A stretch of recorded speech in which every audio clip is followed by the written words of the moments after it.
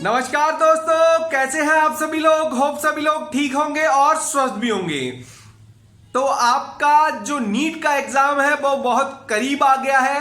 तो आज हम बात करने वाले हैं कि दिल्ली स्टेट, मतलब बहुत से लोगों का सपना होता है दिल्ली के अंदर एमबीबीएस करने का। इसका जो मेन रीजन होता है क्योंकि यहाँ की कॉलेजों की जो क्वालिटी है, जो स्टैंडर्ड है, वो बहुत ही ऊंचा रहता है। पढ़ाई का लेवल बहुत ही अच्छा रहता है और यहां रह के अगर बच्चा एमबीबीएस कर रहा है तो आगे पीजी की तैयारी करने का वहां पर अच्छा मौका मिलता है। अच्छी अच्छी कोचिंग वहां पर अवेलेबल है। साथ ही साथ अगर उसका सपना आईएएस आईपीएस बनने का है तो वहां पर उसको अच्छी कोचिंग अवेलेबल रहती है। तो वो एमबीबीएस के साथ इनकी भी तैयारी कर लेता है। तो आज हम वीडियो में बात करने वाले हैं आईपीयू दिल्ली के बारे में। मतलब आईपीयू का जो रजिस्ट्रेशन है वो चालू है। पिछले 10 से 15 दिन पहले से ये चालू हो चुका है, लेकिन उसका डिटेल में जो नोटिफिकेशन है वो 5 से 6 दिन पहले आया है। तो आप अगर दिल्ली आईपीयू के लिए अप्लाई करना चाहते हैं फॉर एमबीबीएस और बीडीएस कोर्स के लिए,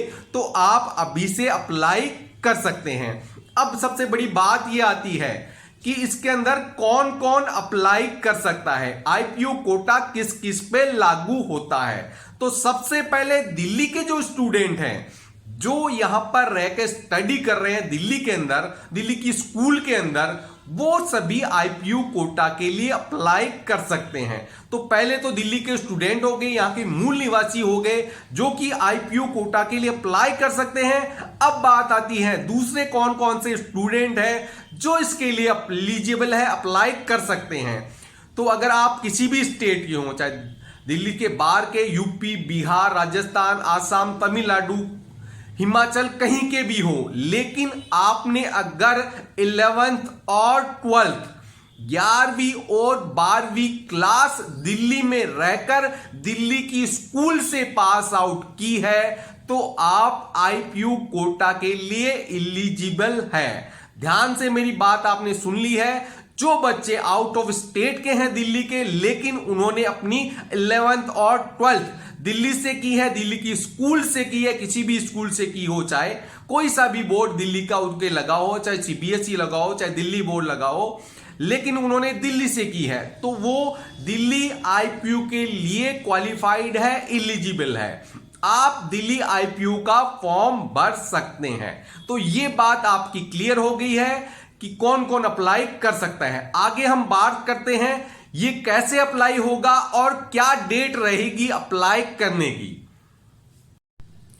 तो आईपीयू का फॉर्म चालू हुए कई दिन हो गए हैं। तो फॉर्म जो चालू हुआ था वो चालू हुआ था 19 मार्च को, और ये कब तक चलेगा? 30 अप्रैल तक। मतलब आपके पास काफी टाइम है, पूरा महीना अप्रैल का आपको मिलने वाला है।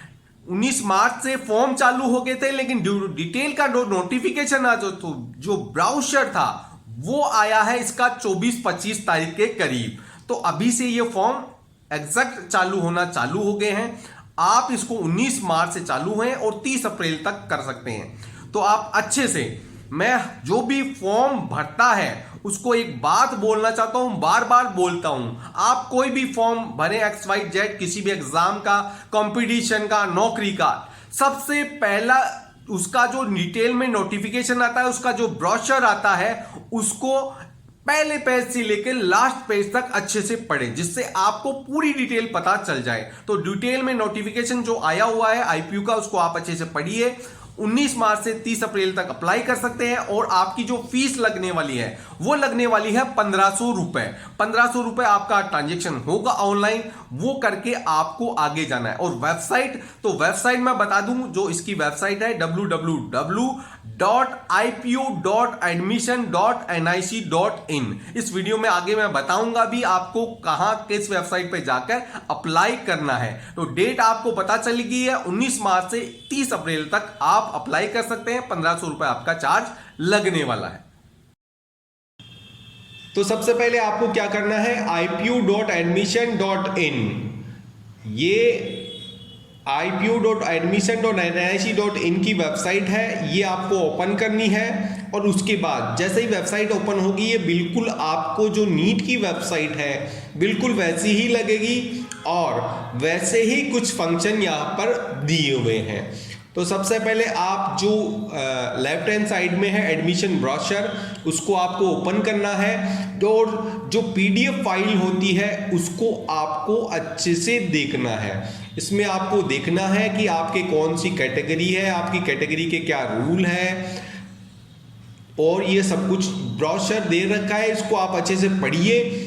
और उसके बाद आप अप्लाई के लिए आए, तो अप्लाई के लिए इसमें नीचे ऑप्शन दे रखा है आईपीयू रजिस्ट्रेशन 2023, जैसा कि आपको यहाँ दिख रहा है कर्सर, यहाँ पे क्लिक करिए, ओके के बटन पे क्लिक करिए, फिर एक नई वेबसाइट ओपन हो जाएगी। तो यहाँ जैसे आपने नीट में रजिस्ट्रेशन किया है सेम वैसा ही करना है। यहाँ पे दिखा रखा है कॉमन रजिस्ट्रेशन GGSIPU, तो GGSIPU ये है गुरु गोविंद सिंह इंद्रप्रस्थ यूनिवर्सिटी, जो कि इसका फुल फॉर्म है। तो यहाँ पर पहले आपको यूजर आईडी पासवर्ड तो कुछ होगा नहीं क्योंकि आप फर्स्ट टाइम यहाँ पे आए हैं। तो यहाँ पर नीचे फ्रेश कैंडिडेट रजिस्ट्रेशन करके ऑप्शन दिया हुआ है, वहां पर आपको क्लिक करना है। ये क्लिक करने के बाद यहाँ पर ये आएगा, इसकी कुछ गाइडलाइंस हैं जो कि आप अच्छे से पढ़ लीजिए कि ब्रोशर आपको पढ़ना है और उसके बाद एग्री करके आप आगे इस फॉर्म में जा सकते हैं। तो यहाँ पर आपको कैंडिडेट का नाम पूछेगा, आपके जो मोबाइल नंबर है वो पूछेगा, आपकी जो ईमेल आईडी है वो पूछेगा। तो जैसा आपने नीट के फॉर्म में दिया था, कैंडिडेट का नाम, मोबाइल नंबर, ईमेल आईडी वो यहाँ पर डालने हैं। फिर आपको एक यूजर आईडी क्रिएट करनी है, जैसे आप एक ईमेल आईडी क्रिएट करते हैं सेम वैसे ही आपको एक यूजर आईडी क्रिएट करनी है। फिर आपको एक चॉइस पासवर्ड, जैसे आपने नीट के अंदर पासवर्ड लिया था सेम वैसे ही यहाँ पर आपको पासवर्ड लेने हैं। और फिर ये जो सिक्योरिटी पिन यहाँ पे लिखा हुआ है वो डाल के सबमिट करना है। तो ऐसे ये आपका रजिस्ट्रेशन जो आईपीयू का है वो चालू होगा। ये फर्स्ट स्टेप कंप्लीट होने के बाद जो डिटेल में जो बाकी का फॉर्म है वो ओपन होगा और उसमें नीट का एप्लीकेशन का नंबर मांगेगा आपको और बाकी डिटेल जो एड्रेस वगैरह है वो सब मांगेगा। फिर फीस पेमेंट होगा और फीस पेमेंट करने के बाद आपका कंप्लीट हो जाएगा ये फॉर्म। तो इसको आपको अच्छे से पूरा कंप्लीट करना है, प्लस आपको ब्रोशर अच्छे से पढ़ना है।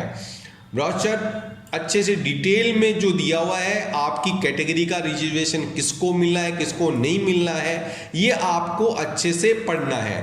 तो ये वेबसाइट थी, यहाँ पर आपको जाकर रजिस्ट्रेशन करना है। अगर आपके मन में कोई दुविधा होती है तो आप ब्रोशर खोल के उसको जो भी डिटेल दे रखी है उसको आप क्लैरिफाई कर सकते हैं। तो ये होप मैंने आपको अच्छे से समझा दिया है।